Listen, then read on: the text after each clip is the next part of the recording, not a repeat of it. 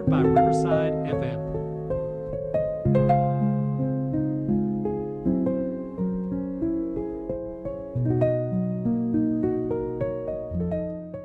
Olá, olá, olá, minha bela juventude de Coimbra. Então, como estão? Tudo bem? Bem-vindos ao episódio número 12 de Make Sellers Great Again, este grande magazine aqui da nossa terrinha. O meu nome é Abílio Cardoso e estou aqui muito bem acompanhado pelo Sr. Simão Pereira. Bom dia, boa tarde e boa noite, conforme as horas que nos ouçam, e aqui bem-vindos a mais um fantástico programa que temos para vos oferecer. Vamos iniciar este primeiro tema com uma visita aqui ao centro da cidade, e nomeadamente à penitenciária. Antes de mais, aqui um primeiro aviso à navegação. Nós fomos ver estas palavras, factos e conhecimentos a um artigo de 2022 da coletiva de Vilma Reis, e este assunto surgiu-nos, acima de tudo, pela visão do nosso estrangeirado, aqui o Abílio Cardoso. Tu tiveste aqui alguma estranheza, não é? Quando vês a penitenciária aqui no centro da cidade, numa zona nobre. Correto. Fez-me um bocado de confusão como é que numa zona tão premium está uma penitenciária, está uma prisão. Ou seja, eu diria que aquele espaço dava muito bem para terraplanar e criar ali um empreendimento de luxo, pelo menos. Se calhar esta penitenciária estaria nos arredores, como é o que costuma acontecer, penso eu. A penitenciária é inaugurada em 1889, portanto, final do século XIX, junto ao que existiria ali na altura o convento de Santa Ana. E, aliás, se forem a ver, ali nas imediações, temos o Largo de Santana, e até havia ali também a antiga Tasca de Santana, o atual Largo. Portanto, por aglutinação, Santa Ana passa a Santana, e daí temos estas duas nomenclaturas agora ali na proximidade da penitenciária. À altura, a verdade, a penitenciária já era fora dos limites urbanos, portanto era periférica, e aí faz sentido aquilo que acabaste de dizer. Aqui como curiosidade, aqui um bocado um à parte, em Paris, também no bairro de Montparnasse, quer dizer, também estamos a falar mesmo ali no centro da cidade de Paris, ou um dos centros da cidade de Paris, uma cidade daquelas dimensões tem vários centros, existe também ainda uma penitenciária, portanto, em pleno coração parisiense, que é Prison de la Santé, e santé é saúde em francês, o que é assim uma coisa um bocado auschwitziana, este nome, Prison de la Santé, saúde e prisão, é um bocado como trabalho liberta. Não combina muito bem, não. Eu Não. até pensei que este La Santé fosse aqui a copiar-nos o Santana, La Santé, La Olha, Santana, não algo tinha assim. pensado nisso, podia ser, exatamente. Por acaso não reparaste qual é que era mais velha? Não vi, epá, eu quero crer Os que Avex só nos será. sabem copiar, pá. Pois é, pois é. Então, estas penitenciárias, as duas, e por isso é que estamos aqui a referi-la, partilham algo que é conhecido como o sistema panóptico de Bentham. Epá, eu não sabia isto, hein? Isto não me veio da cabeça. Aquela cúpula, aquela que nós vemos todos os ângulos, não é? Onde quer que estejamos ali nas mediações da penitenciária, vemos aquela cúpula alta, é um ponto de vigia interno, de forma a atentar todas as alas de um só ponto. Portanto, com o mínimo de guardas necessários para fazer a guarda a todos aqueles prisioneiros. A penitenciária tem cerca de 550 reclusos, de 12 nacionalidades, mais coisa menos coisa, e 140 guardas. As curiosidades da penitenciária, e algo que eu penso que não é do conhecimento geral, é que a penitenciária tenta de alguma forma uma integração dos reclusos na sociedade após a sua pena. E para isso valeu-se de ter várias atividades no seu interior, muitas delas desconhecidas do público. Eu, por exemplo, aquela que eu acho que é mais conhecida na cidade, é a parte das madeiras, marcenaria, em que fazem móveis e os vendem a um preço, pronto, mais irrisório, mas de qualquer forma que depois lhes vai para o bolso e do qual poderão usufruir à saída, quando terminarem a sua pena. Mas depois há mais coisas a acontecer. Por exemplo, as máquinas de café da Delta, Portanto, isto é mesmo da marca Delta que assim o fez. Hum, Muitos deles, aqui da cidade e da região, vêm aqui para ser arranjadas na penitenciária. Portanto, há pessoas especializadas que tiveram cursos da Delta, portanto, uns workshops, digamos assim, para aprenderem a arranjar pequenas debilidades e problemas que as máquinas tenham. hum, portanto, há ali uma secção dedicada exclusivamente a tratar das máquinas Delta de café. Além das máquinas Delta, também da cerveja de pressão da Superboc. Portanto, muitas máquinas, tanto aqui dos cafés adjacentes da região, mais uma vez, e da cidade, recebem manutenção na oficina que funciona dentro da prisão. Mais ainda, as queijadas de Tentugal, portanto, famosíssimas. Muitas daquelas formas que dão a forma à queijada, não é? Aquelas forminhas, nascem na serralharia também aqui da penitenciária de Coimbra. Hum, Eu estava a ver que íamos passar mais um episódio sem conseguir falar de comida. Estava a ficar preocupado, mas não demos aqui um toque muito levezinho com as queijadas de Portugal. Sim, e- senhora. Mas olha, deixa-me só dizer que estas ocupações que tu mencionaste acaba também por ser importante a questão da ocupação mental, porque eles estão ali fechados há bastante tempo, ou seja, também para não darem malucos, acho que é importante terem este tipo de ocupações para se sentirem também úteis e para estarem um pouco mais Ativos. ocupados e ajudar o processo de reintegração na sociedade, que nem sempre deve ser muito fácil este processo. E, tu estiveste-me aqui a falar de uma outra história que eu achei bastante interessante sobre uma pessoa que passou aqui por esta prisão. Tu queres partilhar essa história aqui com a Quero, malta que nos ouve? claro que sim. E então, eu tenho uma pessoa muito próxima, um familiar muito direto da minha família, que por razões profissionais teve que se dirigir uma vez ao estabelecimento prisional de Coimbra, que é a penitenciária, para ouvir um recluso. Eu creio que, pelo menos na história moderna, contemporânea da penitenciária, terá sido o mais famosíssimo de todos, que foi nada mais, nada menos do que o terceiro na hierarquia da Nangreta, portanto, estamos a falar da máfia napolitana, e que era Emílio de Giovine. Tudo boa Giovine, gente, estou a ver. boa gente.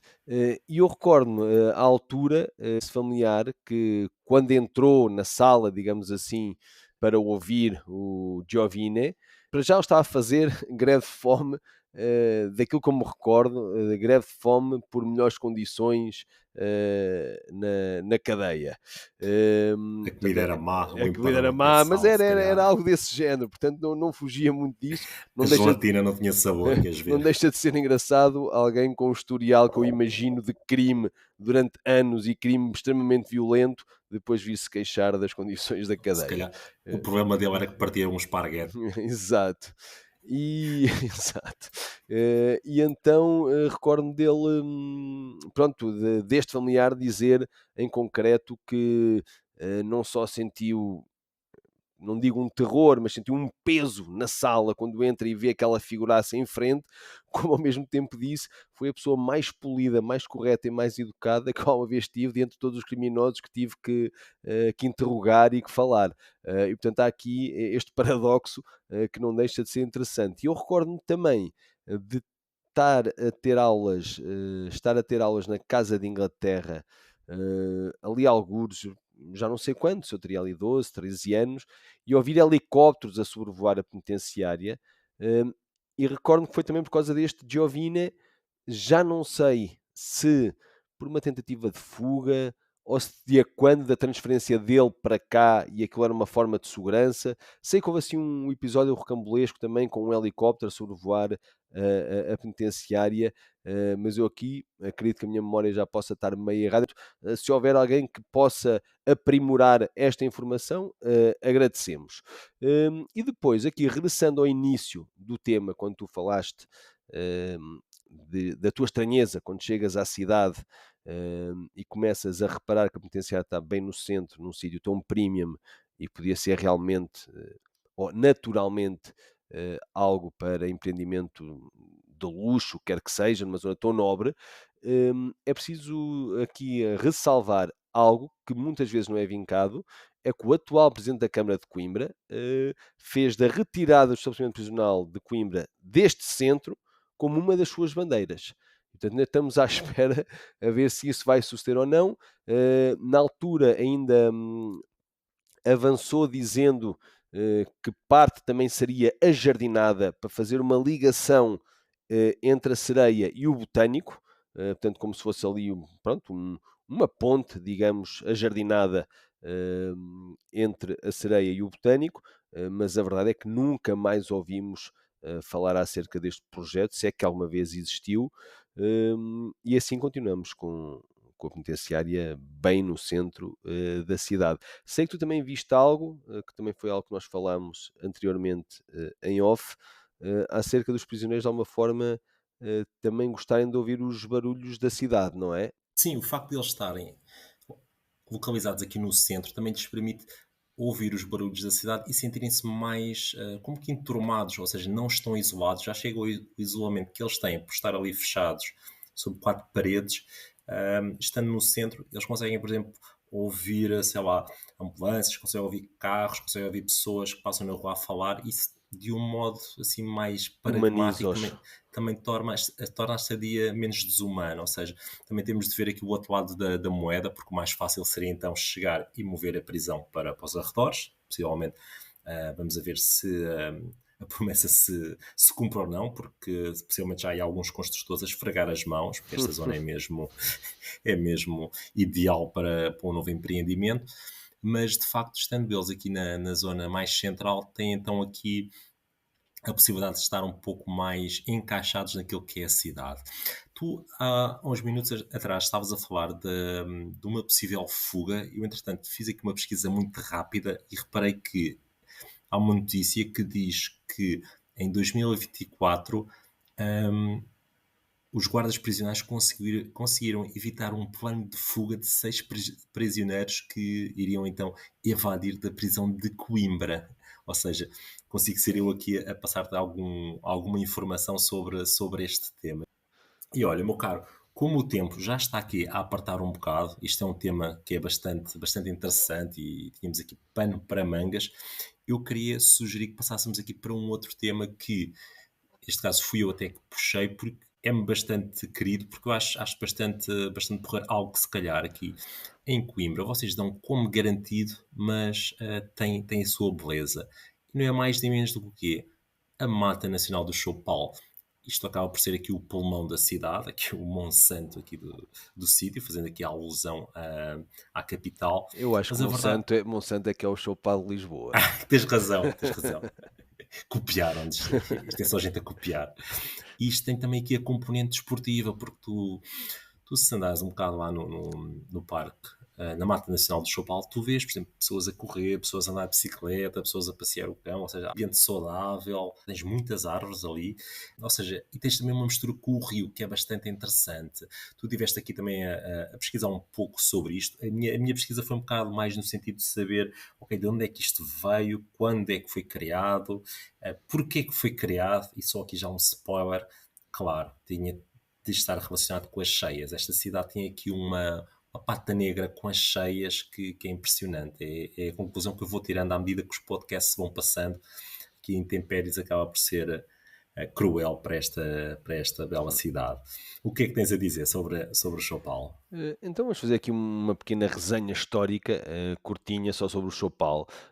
O Choupal é criado no século XVIII, portanto, mais propriamente em 1791, portanto, no final do século XVIII, e foi essencialmente para combater o assoreamento do rio Mondego, e portanto assim proteger as margens e proteger o próprio curso do rio, que ameaçava alterar lentamente à conta deste assoreamento constante de areias e sedimentos nas bordas, nas margens do rio, e portanto assim deu-lhe uma proteção para isso mesmo. Em relação às cheias, também para o controle de cheias, aquelas valas que nós vemos no Choupal, que hoje até estão relativamente secas ou então com muito pouca água e onde passam aquelas míticas pontes de madeira que vemos no Chopal, essas valas elas tinham uma função e a função era essa mesmo, de evitar e ser uma fuga às cheias. Portanto, ter ali uma forma do rio transbordar para aquelas valas em vez de transbordar para os campos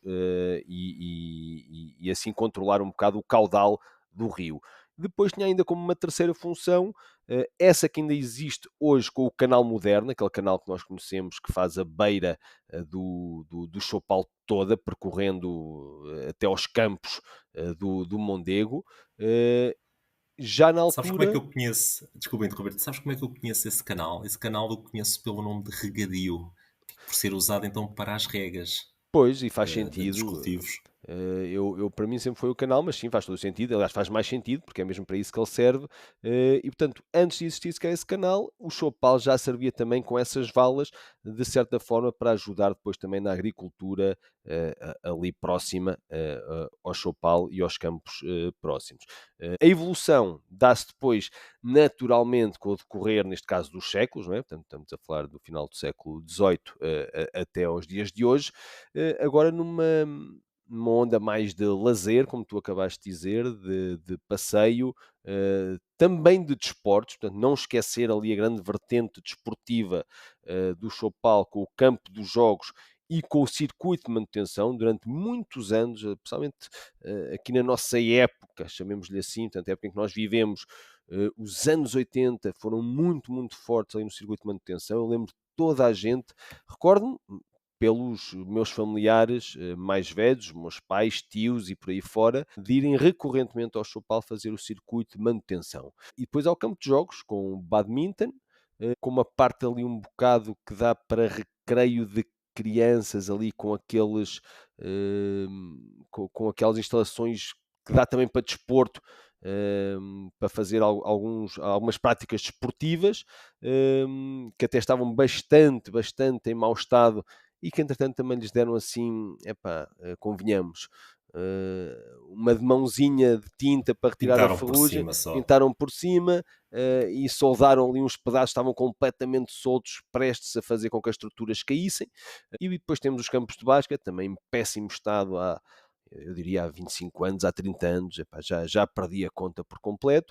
E finalmente os campos de ténis, que até são os mais bem tratados, porque como pertencem ao clube de ténis e portanto tem uma gestão mais comezinha, digamos assim, portanto tem ali um clube dedicado exclusivamente àquela manutenção, é muito mais fácil. Temos assim o Chopal atualmente, além de ser um dos grandes pulmões da cidade, juntamente, diria eu, com o Botânico e com a Sereia, tem depois esta vertente de lazer desportiva e, acima de tudo, para mim, isso é que é de chamar a atenção, é o estado deplorável em que estão as partes, digamos assim, que serão dedicadas ao lazer e ao desporto, as pessoas não deixam de estar presentes e não deixam de o utilizar. Ou seja, significa que é realmente um espaço, ou dos poucos espaços em Coimbra, que as pessoas amam de verdade e que vão independentemente do estado em que ele se encontra.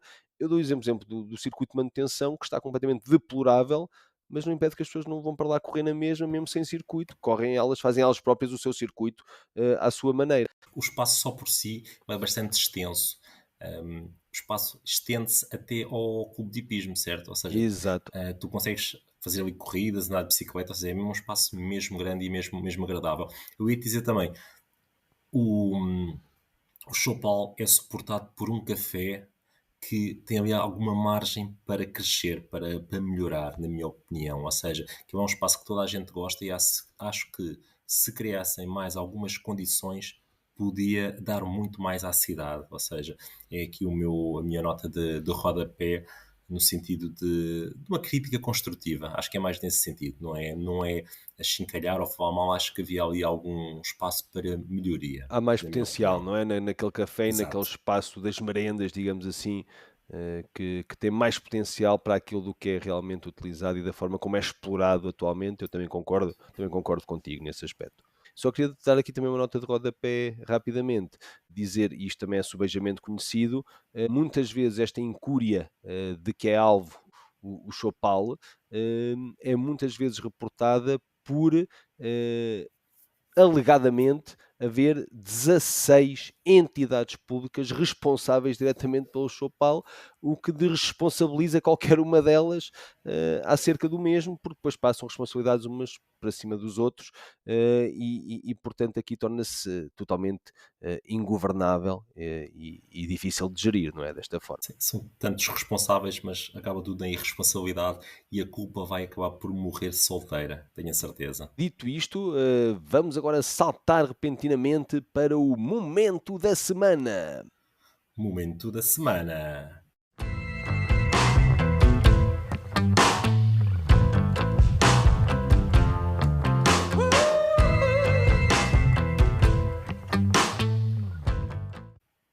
E então, para o momento da semana deste 12º episódio, temos a expressão tipicamente dos anos 90. Eu acho que ela pode ser mesmo enquadrada ali de 90 a 2000, porque eu acho que ela não foi utilizada nem antes, nem nunca mais depois. Foi ali aquela década precisa, e que era a típica pergunta que se fazia regularmente.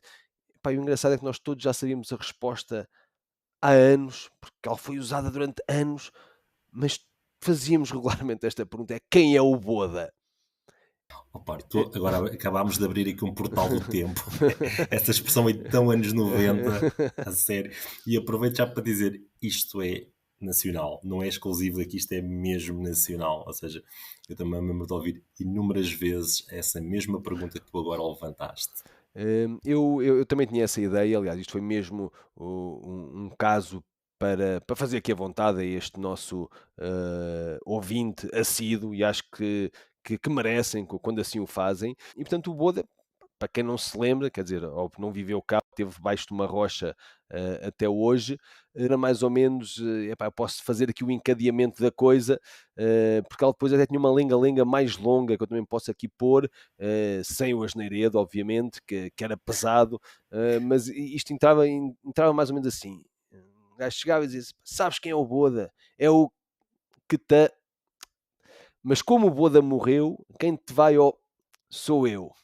E depois continuava assim: com essa tu dá meia volta e enfia-o nu. E portanto, era aqui uma lenga-lenga Que poeta, pá. de Camões ficou asneiredo, cheio de inveja, aposto. asneiredo atrás de asneiredo, mas a pergunta essencial era sempre esta: é, sabes quem é o Boda? É o que te tumba. Portanto, não sei porquê, eu não sei como é que se iniciava isto sem haver internet na altura, eu não sei como é que isto passava a nível nacional, era boca a boca, claro que era, mas quer dizer, não havia influencers, isto na rádio não passava de certeza, na televisão também não. Como é que de repente toda uma população juvenil, epá, imaginemos que se fosse 1 milhão de pessoas neste país todo e todo esse milhão sabia, e andava nas escolas todas e todos os miúdos sabiam esta lenga-lenga. Epá, não sei como é que isto se passava na altura, sem internet, sem telemóveis, sem nada, mas era com isto que nós nos entretínhamos na altura. E para esse nosso ouvinte está aqui desfeito o mistério, era nacional e não regional, portanto fica aqui o mistério desfeito.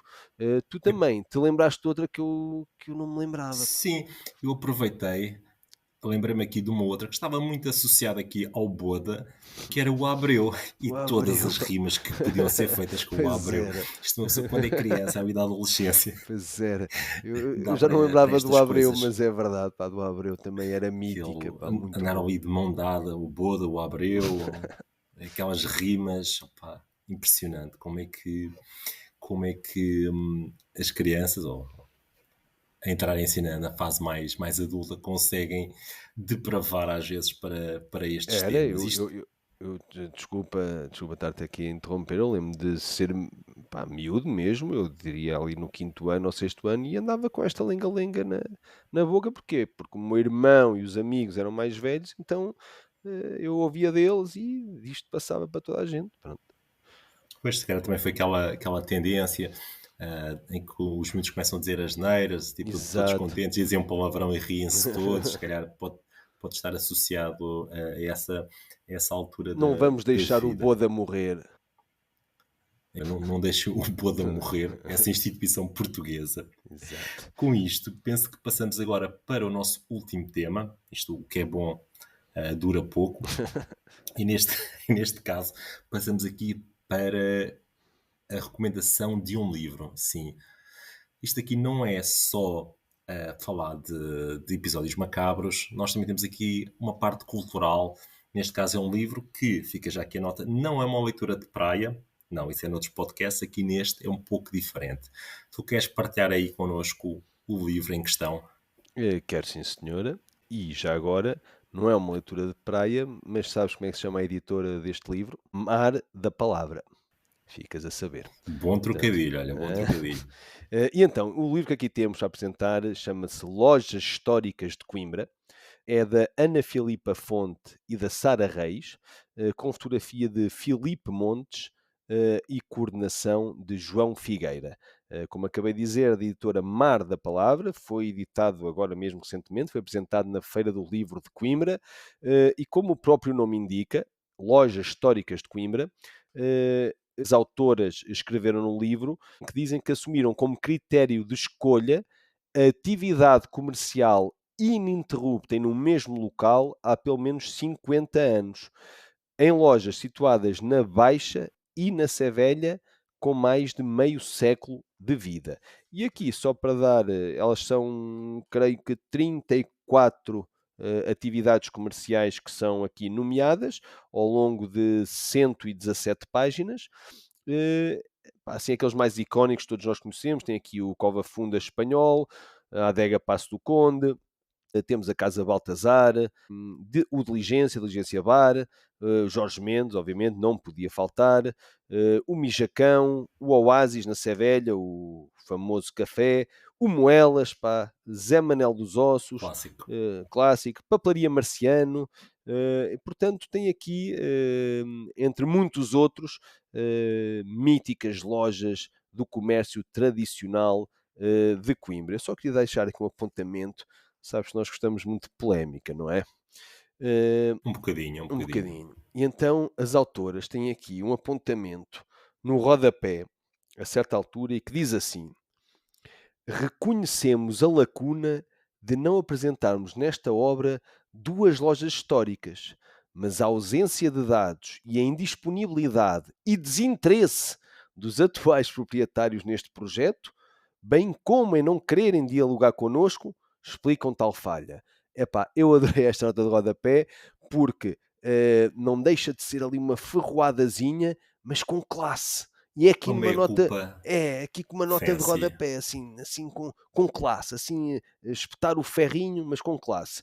E epá, eu agora fiquei bastante Tinha curioso de em haver um saber. pouco de intriga aqui nesta É, história. Vê eu lá gostava de Coimbra. saber quais eram as duas lojas históricas. E como ainda não atentei completamente no livro, portanto já só li aqui algumas páginas e algumas lojas, eu depois vou ler aqui mais atentamente para ver que loja histórica é que faltará aqui. São duas, pelos vistos. Eu já pensei no Café Montanha, que não está aqui, pá, mas eu não posso estar a lançar nomes para o ar sem ter a É assim que certeza. começam É, os exato, mitos. Tem é cuidado. isso. Sabes, eu aproveitava, se calhar, este tema para deixar aqui o desafio aos nossos ouvintes. Quais é que são as lojas mais emblemáticas que se inserem aqui nesta descrição que aqui que o meu camarada fez das lojas de Coimbra? E E se compre. por acaso não estiverem no livro, nós seremos os primeiros a informar isso. Exato. E comprem o livro e é realmente uma ótima leitura. Eu acho que é daquelas obras essenciais para quem gosta de conhecer mais a fundo a sua cidade. Depois deste episódio aqui focado no Prison Break, no Chopal e agora aqui no Boda, não sei se sabes quem é o Boda, eu, eu penso que podemos dar então aqui por terminada mais um belo episódio. Eu tinha aqui só mais uma última nota de rodapé. Isto deve ser o episódio dos Então rodapés, chuta, das notas de chuta. rodapé. Não, vais ser tu a mencionar a Ah, é? surpresa ou o teaser que podemos deixar aqui no ar. Então, podemos deixar no ar que este é o penúltimo episódio, sendo que na próxima semana teremos o último episódio da primeira temporada.